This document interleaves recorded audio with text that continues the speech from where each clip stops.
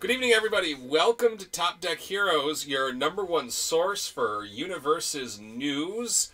Tonight we have our regular crew here. We've got myself, Sean O'Brien. Off to my right, we have Jesse Cervini. Below, we have Kevin Broberg. And lastly, we have Tim Keefe, who's totally not playing a computer game during the opening credits here. Pay no attention to the colors playing across his face. Oh my god. Yeah. I really need to do something about my lighting so that sort of thing doesn't happen. How are we all doing tonight? And they're like $10. Yeah, I got like I said earlier, I got a wall lamp to try to. Well, as you can see tonight, I'm good. I'm feeling good. Kevin is looks like Kevin got a haircut. Yeah. Sean and Jesse, you can tell in their backgrounds they've been sorting cards. And Tim is playing computer games. So, with that in mind, let's get started with our first segment, everyone's favorite segment, the Weekly Survey. Weekly survey. So, I've done something new this week, guys. I've not revealed the numbers when we start this segment. So, it's going to be a mystery. I finally had an idea here. Sweet. This week's card for the Weekly Survey is an oldie but a goodie. But not a super oldie. Like, it's like a classic rock card, right? Like, it's not like Buddy Holly. It's more of like, it's like the Ramones or, something like that. So, this week we have Quick Exit. It's a 1/5 with Air, Chaos, and Evil. Life, rather, not Evil. It says, destroy this foundation as a form. Ready one card in your stage that has not been ready this combat phase. Simple, elegant. That was an ultra rare, wasn't it? It was an ultra rare, but it wasn't shiny because we didn't do shinies in that set. So profoundly open-ended and potentially incredible, right? Yep. I mean, this thing's terrible. It's not playable while committed. It has no block. It's not a hand trap. Useless. It is a spam, and spams, you gotta put spams in your deck. It was an ultra rare, non-unique spam. All I remember was that card was $20 just because of those numbers. I was like, what is this? It's an ultra rare and it's a spam and it's not unique.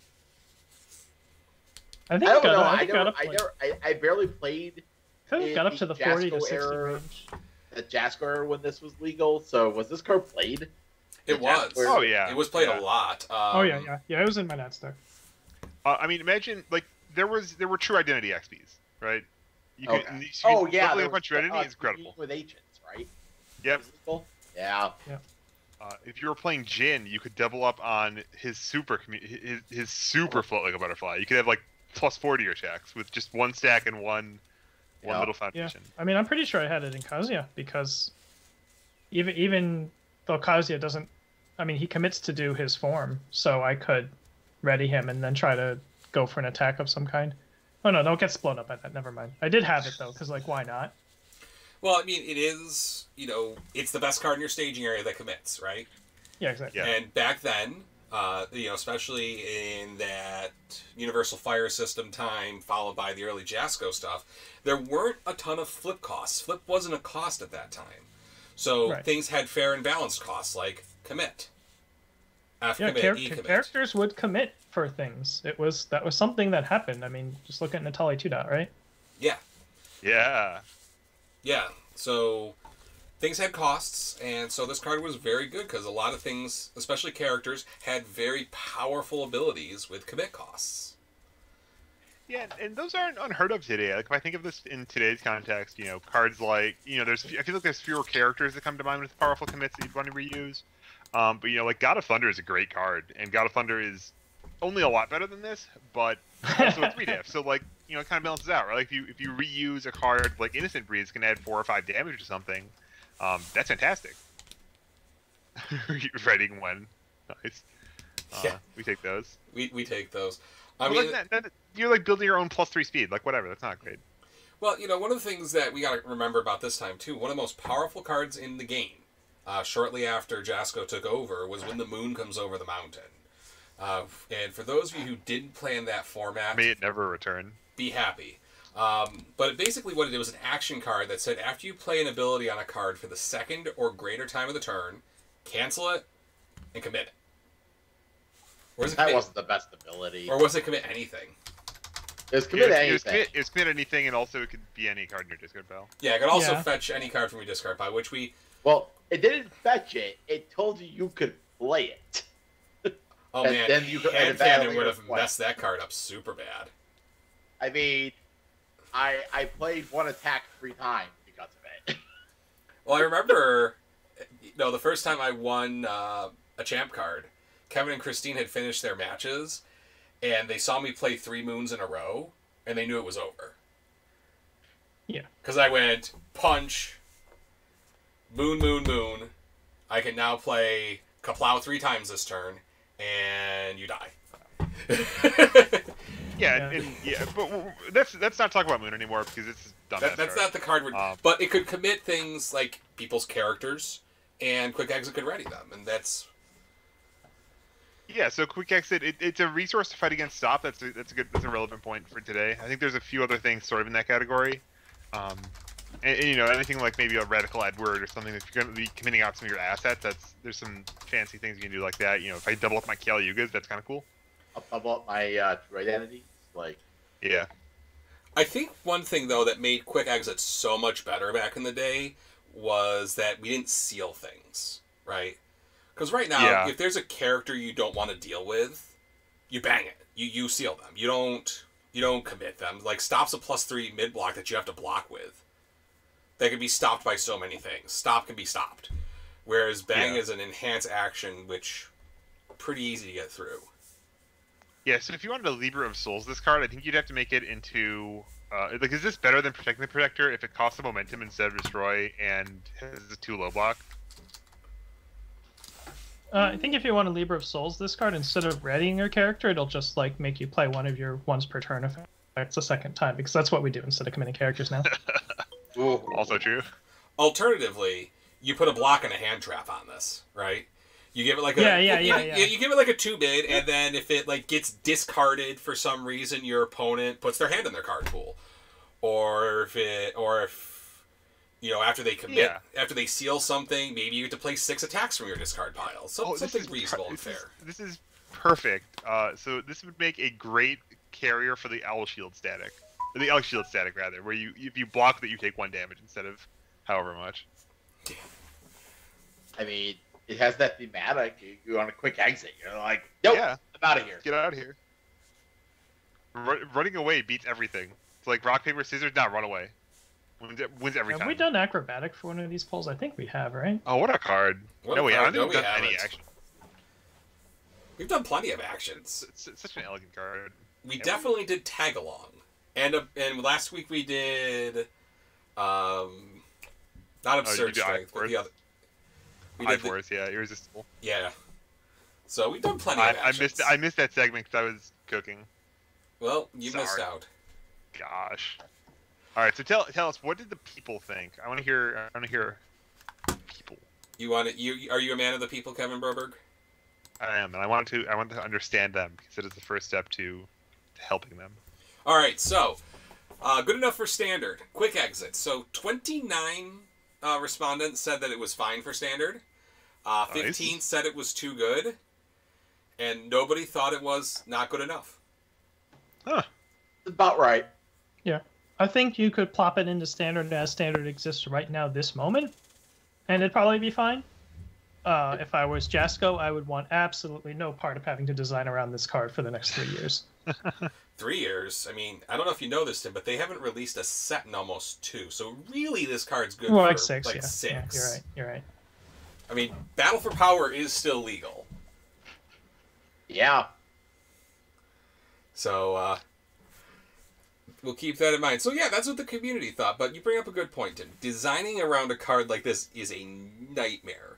I think as far as, having to future-proof, this is a card like Technical Spear that you always have to be thinking about as long as it's in Standard. And as Libra of Souls proved, we don't do that so much. Yeah. I remember back in our day, we had something called the Lizard Man check. And we had to check every single low attack that was getting printed and make sure that it wasn't completely busted in Lizard Man because he could play any low attack as a reversal. Of course, your metrics were completely busted on a reversal back then. We're compared to it was these a much days. lower bar than now. Yes.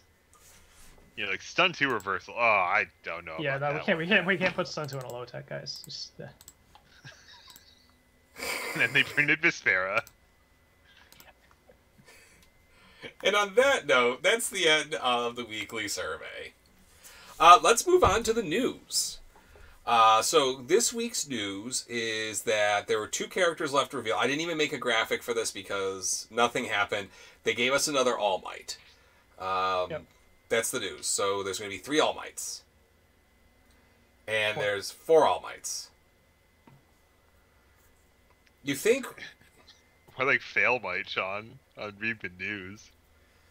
Listen, one of those All Mights isn't even real. All Might is a symbol of peace, and one of those guys is just some weak little poser. I can't wait to play that. I would play that All Might. you don't Just even to know be what like he does. he's gotta be. He can't be all punches. He's gotta have some like technical mindfuckery going. Well, fortunately, and we'll get to this later, you know, it seems like Jasco Games needs some ideas for cards since they haven't put out any abilities yet. So maybe he'll be the DLC All Might, and they'll get some ideas from the finalists tonight for Air, Chaos, and Void. But the thing that's actually news for Rochester CCG is this week we are releasing a new game in our store. We're going to be carrying Cardfight Vanguard again after a 5-year absence.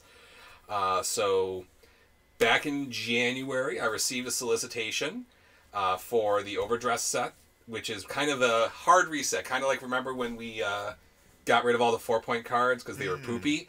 Well, they're doing that again here. They're going from like 30 clans down to 5, and they announced a release date back in January. I said, you know what? Since I know when it's coming out, I'm going to pre-order some, and it comes out this weekend. So, really exciting.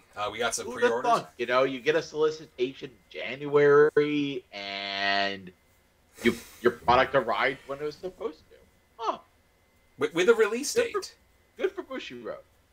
Yeah, and you know they've been doing some previews all along with art, and the art looks pretty good. Always, I mean, the art from Bushiroad always looks good, so that wasn't a concern. And we even got to learn what the cards did. Oh, So wow. yeah, Wild. yeah, I don't know. But I mean, how do they build up hype for this? Like, they only had like 4 months to build up hype. Like, I can't imagine. At any rate, let's just move on to the release dates. This coming Friday, the start decks for the Overdress set come out, and then next Friday the boosters come out. They're all up for pre-order at RochesterCCG.com. I wanna know what they mean by overdress. Like it's just like, all right, let's really pack on the hoodie and the jacket and everything. Let's go, people. I'm like, because they haven't gotten to that in the anime. Like, explain why is it called overdress. They haven't talked about that yet. And I'm like, when are we gonna start? I want a reason. Maybe it's a meta thing. Maybe, you know how like back when they used to play Vanguard, in Japan you had to like stand up and you had to keep playing the cards and you weren't supposed to sit down or anything. Now you have to show up in a tuxedo to play in the tournament. It could be like over pants, like how a superhero wears his underwear, but it's with the dress instead. It's like, you know, you have like a shirt or a blouse or something, I don't know. It goes over the dress. I don't know. Great mysteries of the earth. But let's move on to the real reason everybody showed up for tonight, and that is the finalists for the Air, Chaos, and Void DLC designs.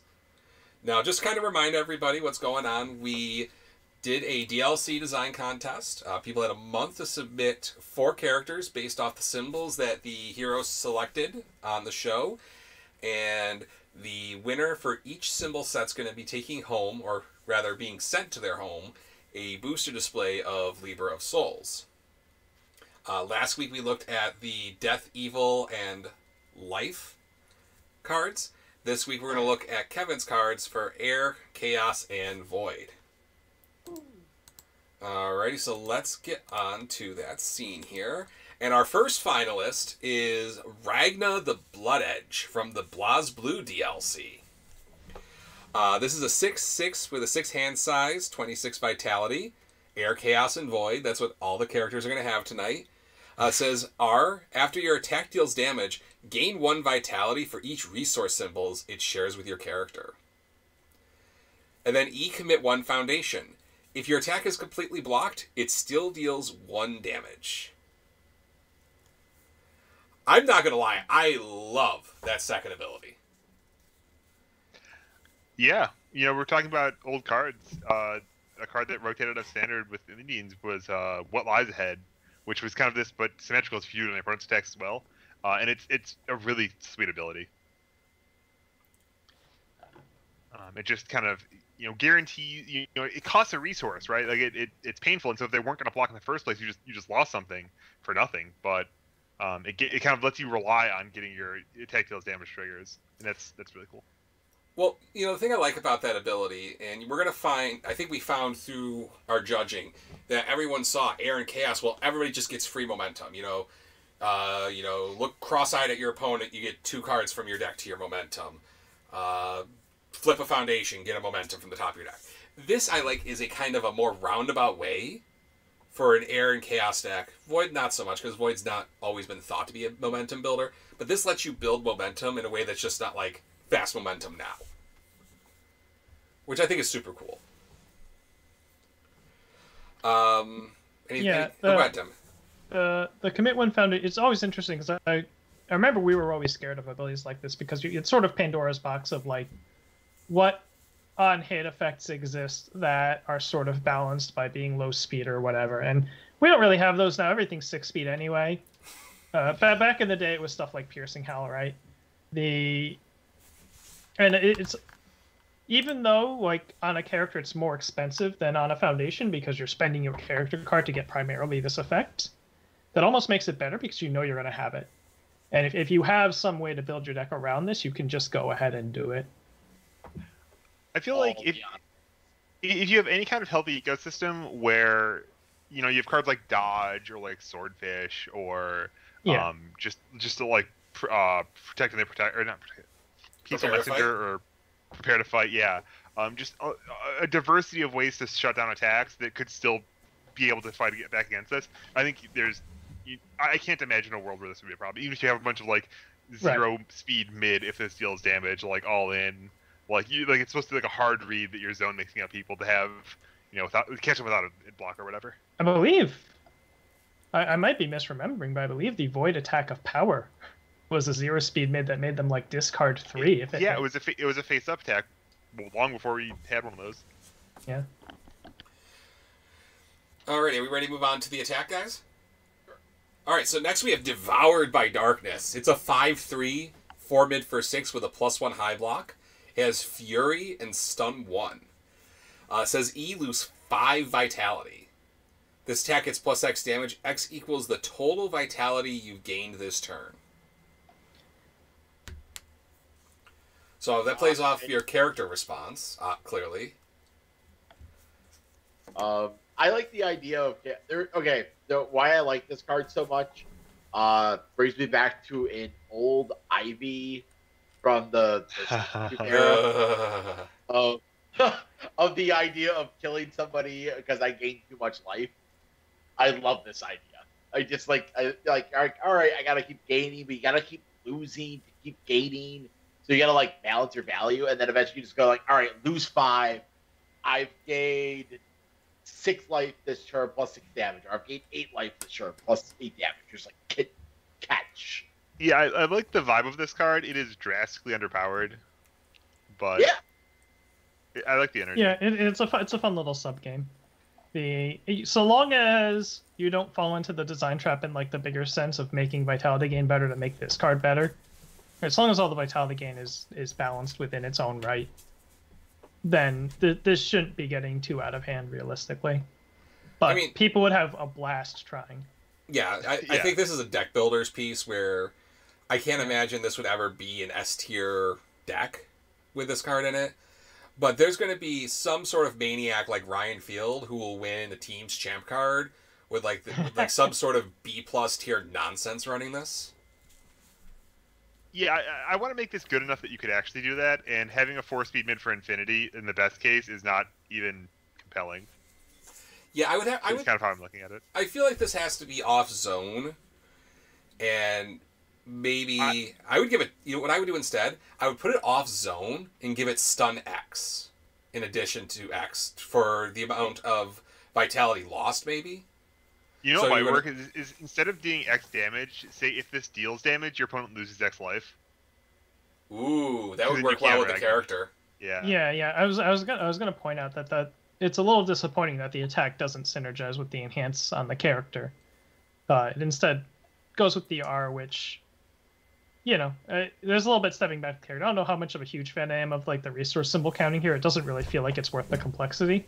It could just say gain 2 vitality. But in any event, the attack it either put something on that enhance that rewards you for using the E on the character, or just put a second effect on it.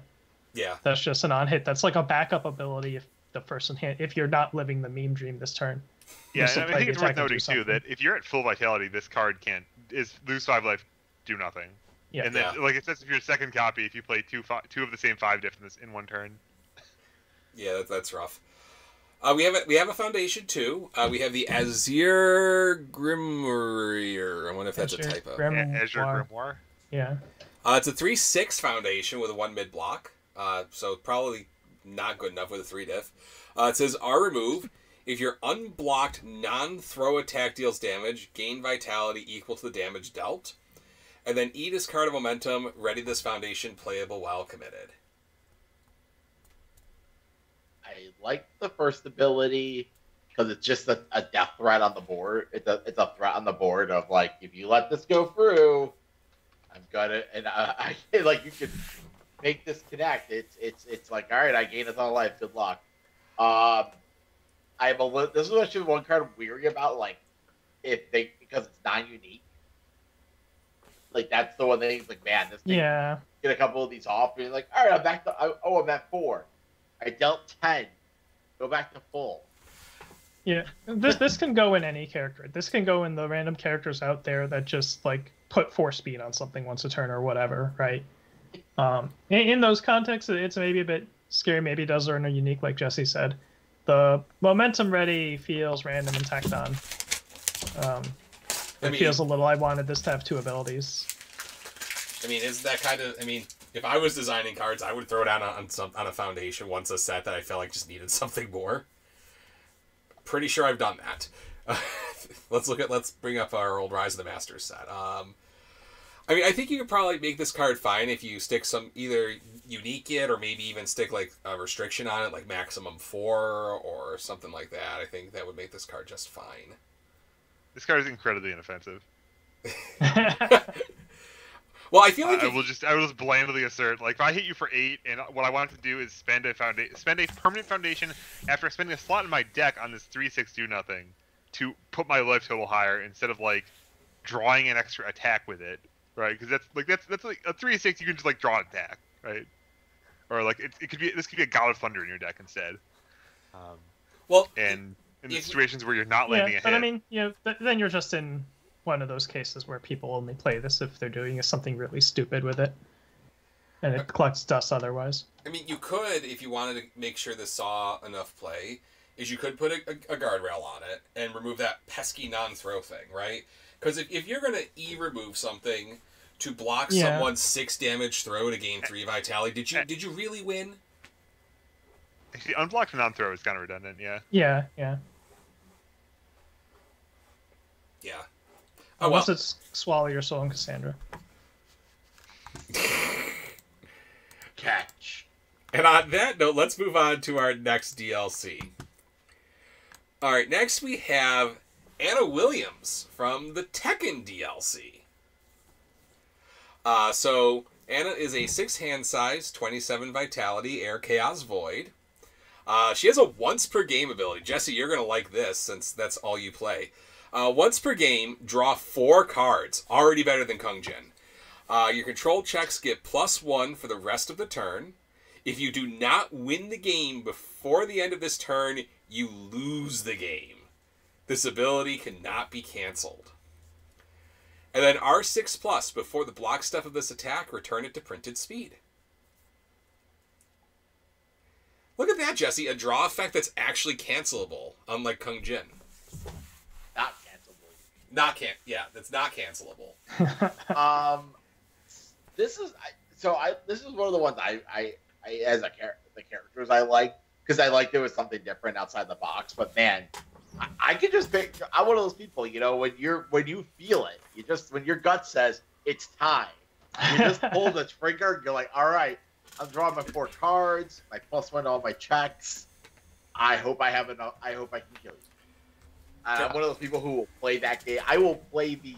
I will love to make people blink situation. I'm like, all right, you got me? No? All right, you're dead. Turns out Jesse uses his new 10-card sideboard for his Anna Williams deck to put all of his 3-diff attacks in. And just, okay, I'm going second. First form, let's do this. You only live once. I could do it, actually. There's enough cards in Standard right now. I could literally play this. I would play this character with a straight face. Do that every time, and sometimes I kill people. As a mildly dedicated Kyoshiro player from back in the day, I don't know if this even needs the lose the game effect, but it does make it funnier. Agree. I think if you play this form and whiff, and your character is now just a blank that can 6+ to get some speed reduction, you're probably going to lose anyway. Yeah, but I don't like to waste my. There was a character that did this. They had to draw 4 once per game.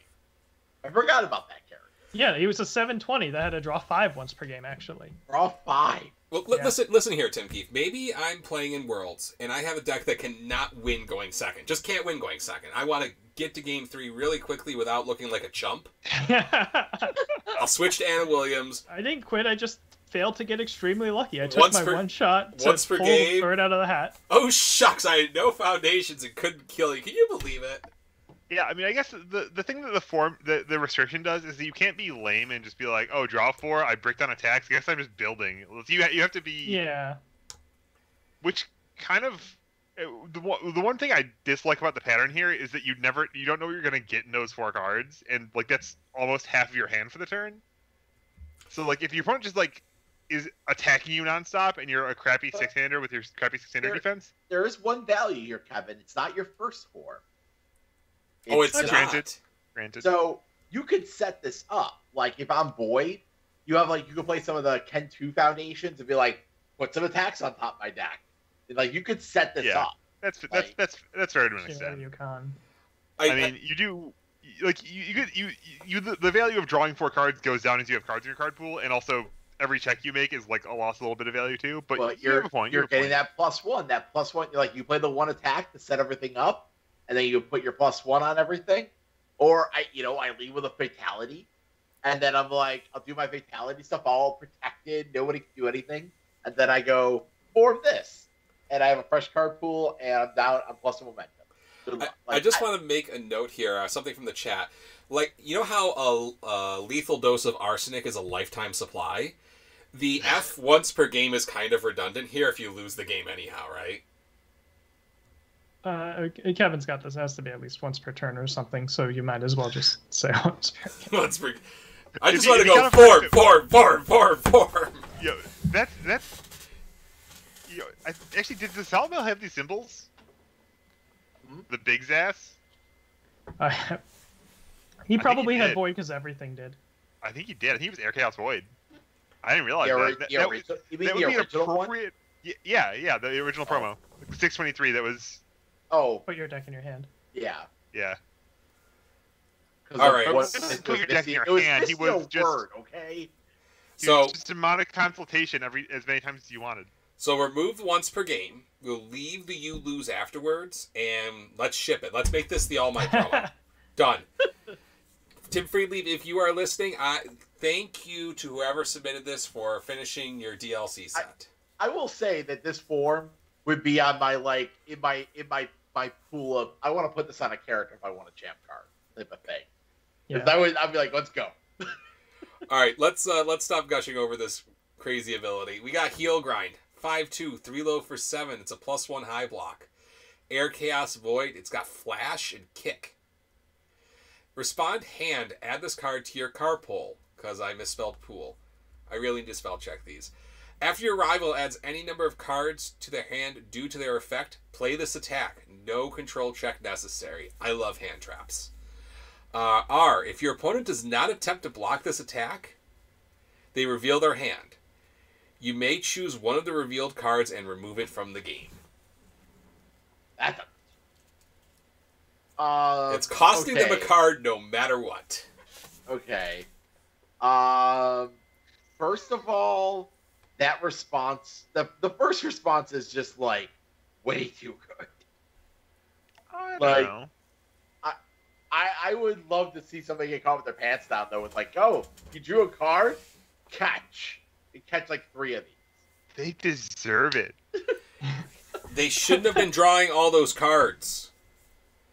They probably used some free ability to do it anyhow, like Coffee Samba.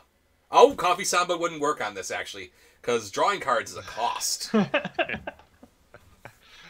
I think like you can scale the like I think the top bar is certainly good. Like I think the 2-check pays for it, and you can scale down the rest of the card if it's too much. I think Jesse's mad because it would hit his big shots. Yeah, I think my take on this was either one of those responses would probably be fine in isolation, and I don't know how I feel about having both these specific responses on the card at the same time. Like it could have the top R and maybe a little something else, or the bottom R and maybe a little something else. But the pattern of, you know, I drew cards because I dealt damage with my 3rd attack or something, and then you like whoopsie me with this flash attack that I have no chance on earth on blocking, and then you get to take your pick out of my hand is like, that's a bit extreme. What like if it's just stats coming at you, sure. But I almost want this to be like the Faye getaway response, or which was like clog their pool. Where it's either if you do not play attempt to block, they take a card they lose a card from a random and put it in the pool, like something like a clogger, maybe not like all right, bye. You're like. Yeah, that does remind me of this. That this is a little bit worse than it's intuitive to parse it as, because if you have any mid or low block in your hand, you spend that, and you don't have to necessarily pass the block. You just have to attempt that block, go down 1 card, and then and you just added a card to your hand, so it's completely fair. I think it's not completely fair, but what I would rather see here is I'd like both of these abilities in this toolkit. But I think maybe this would have been better served by throwing one of these on a 2nd attack. Could be. And also, I think it's worth saying that as far as the DLC design contest goes, this is an absolutely terrible fit. This is a very reactive card to do with the character. To go with your once per game all in. Like, it's a 3-7 flash. That's nice. You could peek their hand. Like, I guess is the idea maybe that the pattern you said, Tim, where you see their hand, going in, you get to peek their hand. Yeah. All right, let's talk about the Foundation. Seeking Revenge, 1/4, 2 high block. R Destroy. After your opponent plays an ability on an asset, cancel its effects and remove it. And then R Commit. After a card is removed from the game, your next control check gets +2. Another pair of reacts on this all-in character. Well, the R Commit I think it's pretty easy to use that proactively, and I love the shape of that effect where, just 1 Foundation counting for 2 under certain circumstances is a pattern I love. There's a lot of different ways to do it. I like Lost Memories. I like Lost Memories-ish. Yeah, like I'm okay with a 1/4 that blows up to get rid of an asset on some conditions. Right, there's the condition of like it has to not be something that's just sitting there for the static. You have to leave it available for when they do use the ability. If they commit it somehow, you don't get to do this. It's not something that's like Herald of Germania where you just like, oh, nope, it's gone. So like there's some downsides associated with losing the difficulty in terms of how good it is at destroying assets, but it's still like pretty good at it for your 1/4. Yeah. I mean, I think they could probably print this guy right now, and then Cassandra could stay legal, and we can unerrata Kevin Roberg. That's definitely a case of assets just sitting there. I only reject the part of this where Cassie stays legal. Alrighty. So that is the Tekken DLC, Anna Williams. Next we have, from the Alien DLC, the Xenomorph Queen. And I typoed here too. She's not a 3-hand size. She's a 5-hand size, 33 vitality. First F commit. Search your deck or discard pile for one Xenomorph egg and build it committed. E, this attack gets plus X damage. X equals the number of Xenomorph eggs in your stage. Not much to talk about here because we don't know what Xenomorph... We kind of have to read through all the cards, yeah. Yeah, I think we have to read through all of them and talk about all. This is a all-inclusive... Very holistic experience. Alright, so we're going to go to the right here to Xenomorph Egg. It's a 3/5 asset that's Xenomorph Queen only. It says, R-remove, at the beginning of your opponent's draw step, search your deck or discard pile for a chest burster, rather. Not Buster, this isn't Mega Man. And add it to your hand. And then E, your stun attack gets +1 speed. And then here's the big payoff. Chest Burster. Man, I typed it too. Man, I need to spell check these things. I'm bad. It's a 6/2, 8 mid for 8 with a +1 mid block. Has reversal and stun 2. Our opponent's turn card pool. After you block with this card, you may play one chest burster from your discard pile as a reversal. E, if this attack was played from the discard pile, your opponent loses 5.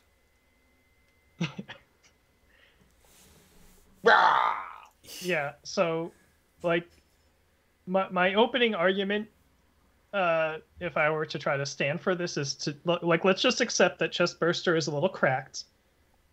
Yeah. And not worry too much about that. Just, like, look at the overall idea here, right?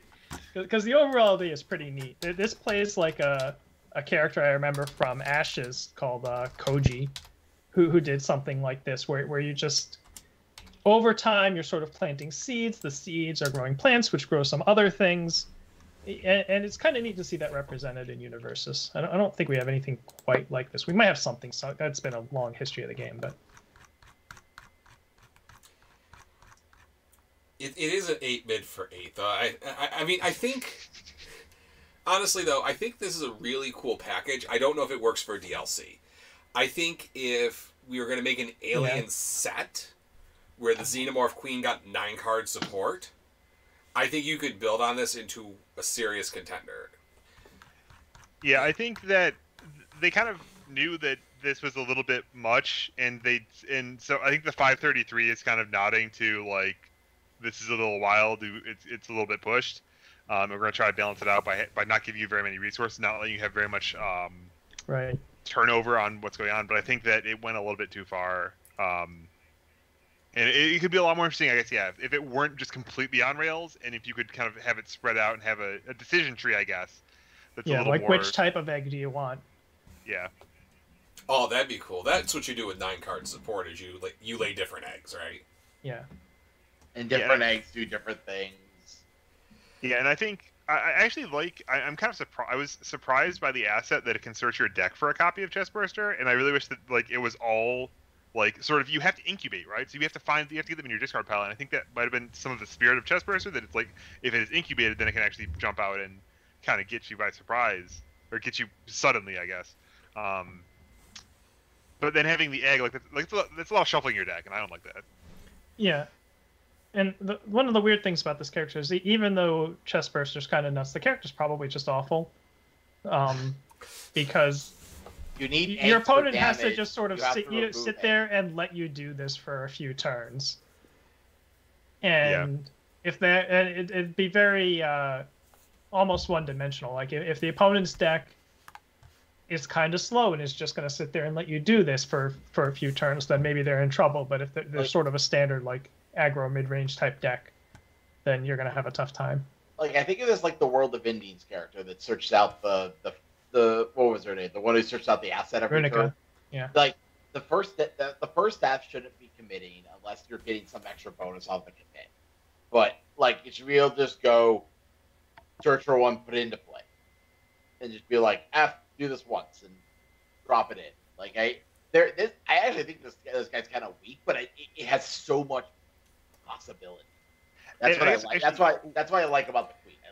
I'm always I'm one of those people who likes the idea of the all-inclusive kit, because then when you have an all-inclusive kit, yes, it can kind of alienate the cards being played with other people, but if you want to play this character, here's everything you need. Yeah, one thing I wanted to say about this too that we talked about a little bit in the discussion was that this is a character, this is a set of support that somebody out there is going to absolutely adore, and I think it's a really good example of kind of how the strength of like having a good idea and like kind of having a top-down design can patch up for some of the some other weaknesses that might be in here. Because I think this is a great design in terms of having something that someone out there will love, and I think that's really what design is about. Well, you know, back to what you were saying there is, you know, back when Tim and I designed, our standard was, would somebody put the card in the deck thinking they had a reasonable chance to make elimination at a big tournament, or are they excited to play this card? I feel like those were the two standards, and I think this checks the second one there, is if you like Alien. I mean, I don't know anything about the Xenomorph Queen. I've only ever seen the 1978 film, and I don't think she was in that one. But It was the second. Xenomorph Queen's predominantly was the second one was the best Xenomorph. Okay. There's one in the fourth one, but we don't talk about it. But, yeah, I mean, there's going to be somebody who is going to be super excited to play as the Xenomorph Queen and lay eggs and have them burst out of people's chest, and that's the scary thing to happen in the movie, and I think that's great. All right, we ready to move on to the next character? Yeah. Next, we have Ling from the Full Metal Alchemist DLC. Ooh. Ling is a 7/18 with response. After your combat phase begins, your rival reveals one random card in their hand. You may change the zone of the next attack to any other. If this attack isn't blocked, add the top card of your deck to your momentum. And then lastly, discard a momentum as an enhance. Your attack with a printed damage of 3 gets +2 speed. Your weapon attack gets +2 damage.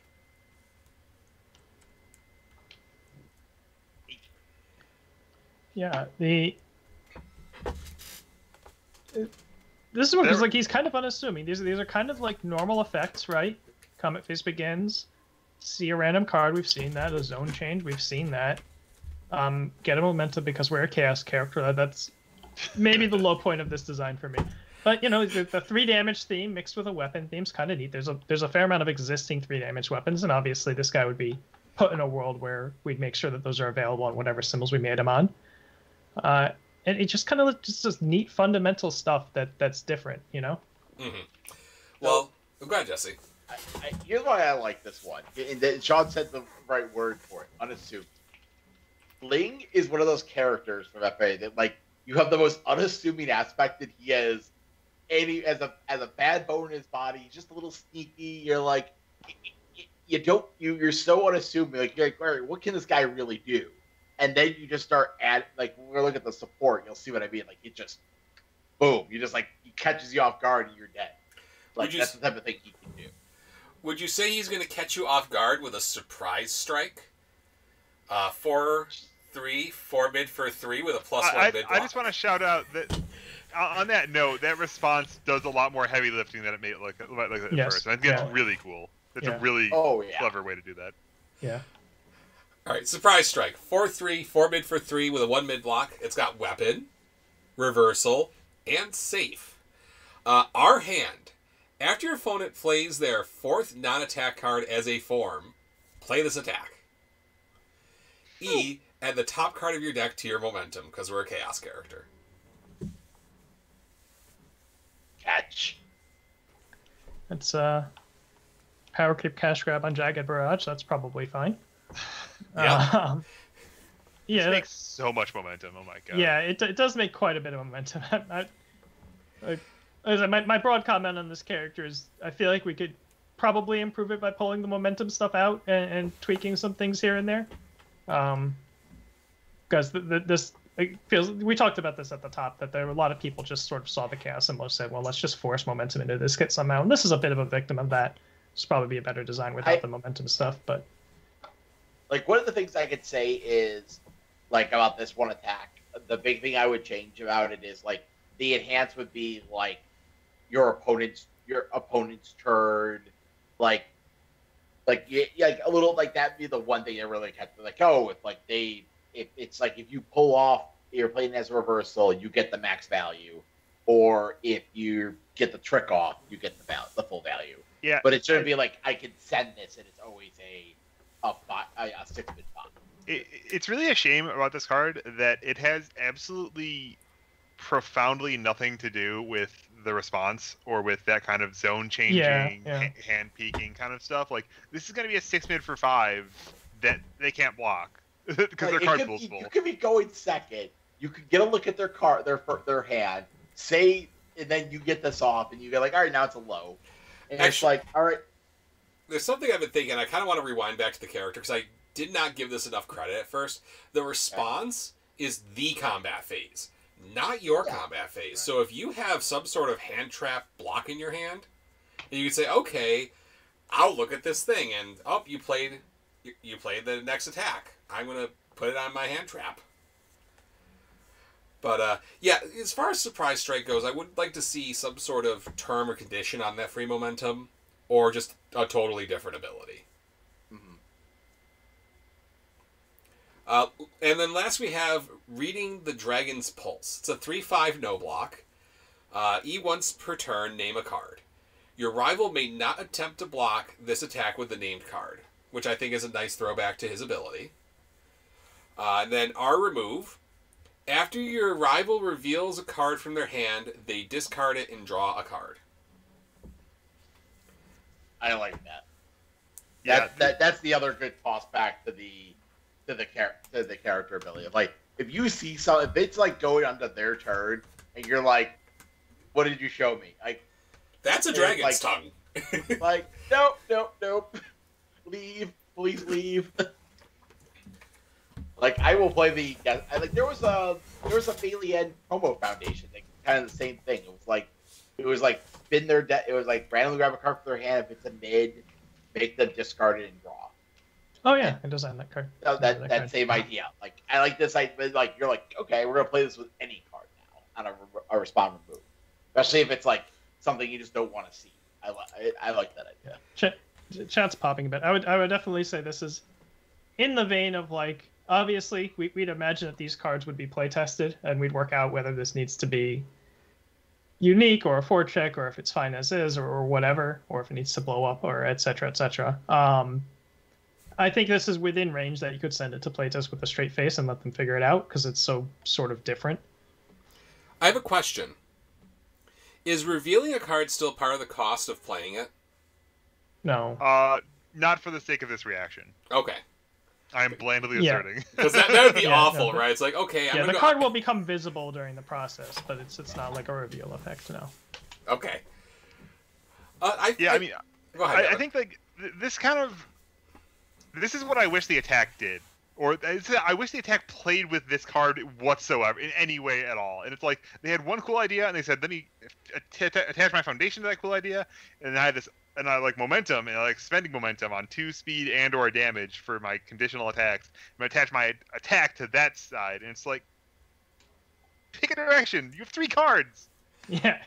Well, I think that's the problem with only 3 cards, is you can't build a lot on a theme. I feel like a hand trap is an easy way to fill out if you're trying to design a DLC to sell it. Like, you're not that you want it to be fun or balanced, but you want to sell it.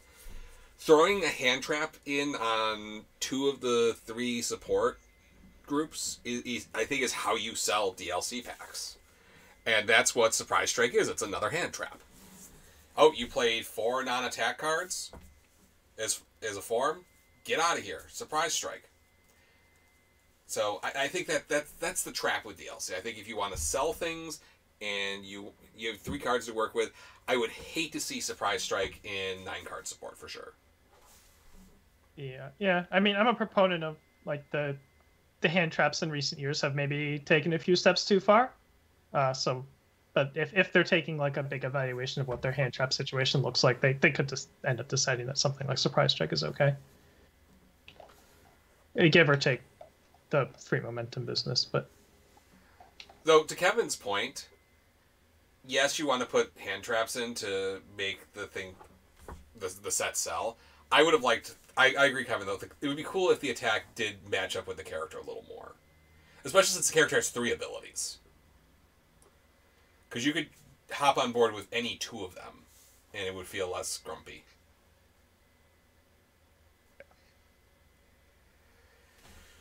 Are you ready for the last one? Yeah. Alrighty. Next we have Naruto Uzumaki from the Naruto DLC. He is a 4/6, 5-hand size, 35 vitality. Says, response, after you lose 3 or more vitality, add the top card of your deck to your momentum. And then E, your attack gains multiple X. X equals the number of characters in your stage. We have Uzumaki Barrage. It's a 6/3, 4 mid for 7 attack that has gauge 4 and gauge 5. We want you to stack them up quick, boys. It has other keywords, Sean. What? It's a punch, kick, and slam. Oh, I forgot to put those in here, I guess. Punch, kick, slam, gauge 4, gauge 5. R lose 3 vitality. After you play this card, change the zone to any other zone. And then E, discard 2 momentum. Add 1 copy of Naruto Uzumaki from your deck, hand, or discard pile to your stage. And then, because I think this all works together, we can all discuss this at once. Reckless Determination, as opposed to Endless Determination. It's a 3/5 no block that says R flip, remove a character card from your stage. Before taking damage from an unblocked attack, reduce that damage to 3. I love the 3s everywhere. I just got to say off the top. Yeah, I think the challenge of designing a 5-hand size is that you need to figure out a way, like no matter what your vision is for like, oh, it's going to be a tanky idiot or whatever it is you want your 5-hand size to be, you have to have like some kind of vision for how they're actually going to kill people and win games. And I kind of like this idea of giving all of your attacks multiple as a way to do that. I think that's a really neat way to sort of help get around the 5-hand size issues. You get some built-in momentum generation, but it's tied to getting punched in the face. So it's not like you're just going to like go off really early unless you might have like a bunch of vitality costs and maybe there's some critical mass there. But yeah, I think this is a neat answer to sort of the classic 5-hand size issue. Yeah. I really liked on the attack that it has both gauge 4 and gauge 5. I feel like we've never explored that area before. So I would prefer gauge 4, gauge 7 or something like that, so that 1 happens if it's partial and you get 2 if it's full or something like that. I guess gauge 5 does accomplish the same thing, but it might as well just say 7 just to make sure it doesn't take like a cheap +2 damage to double trigger it on partial. And I love the foundation. That's a foundation I think could see play in any gauge character.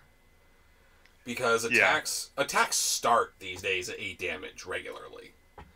And so having an out where you can discard a character or reduce any attack's damage to 3 I think is great. I would actually take the flip cost off of here. Because discarding a character from your stage is a pretty high cost. And it's not a card having to be gauging that would see play in every deck. So it's already fairly limited. So that's why I think I would take the R flip off. Yeah, I mean, it's a pretty high cost. Think about it. It's you are removing a character from the game for this. Yeah, I sure like it's nice and it's maybe a little overcosted as this. You know, I think that like there's cards like Edge of Death that doesn't see that much play. And is shaped very similar to this. Actually, I mean, enhanced speed actually is a lot worse than response speed for this kind of thing. But I think this could be a little bit better. And I think so. And so I think that's a good place to be, really. You could buff it a little bit. Yeah, I don't mind playing safe with this. I don't, the exact like tuning of the effects on the attacker. Also, like we have Storm of Torment or something that's costed that 1 momentum, and this lets you go to your deck. So like I get it, and because your character's giving you free momentum, you can't just make it cost 1 momentum and etc. I don't know. There's probably a way to shape the attack a little bit differently. But it is I like the thought process behind like if this character's going to make their things multiple, then their attack should have like a decent chunky printed damage number on it to make use of that. You know, people, the chat's popping off about the double gauge here. And, you know, I think I'd feel better about the double gauge if it was like gauge 4, Naruto Umazaki, gauge 5. Just so it's not double That's gauge true. on Like something the, ridiculous.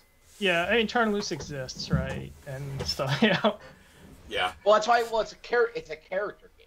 Like you have to be dark. You have to be playing this character to get one of the gauges. You're not. Yeah. It's not like 2 printed gauges. Like that's the one thing about it. It's like it gives you the incentive to play it in this character, but also, like I don't know if this attack's that good in any other gauge character though too, because it's like the enhanced for it is specific to his character name. That's true. Yeah. The take 3 damage thing, you'd have to have another character that incentivizes on that to then respond. Like this is very like the attacks. It's very bad. This was one of the ones when we were cutting down to our top 5. I was like, it was cool, but then like the attack really was just like didn't rub for me. Well. Yeah, It's and I mean, bad. yeah, we said this at the top of last show, and it's possibly a little bit more true with this set. That pretty much all of these we have some sort of problems with. I don't think there's anyone on here, and certainly none of the ones that we didn't bring on that we didn't have like some quantity of complaints or disappointments in. But so that go ahead. I'm sorry, Kevin. I was gonna say for me, I'm more interested in the higher highs than exactly. Yeah. You know who has the least gripes. So I think that brings us to the end of our 5 DLC finalists for Air, Chaos, and Void for this week.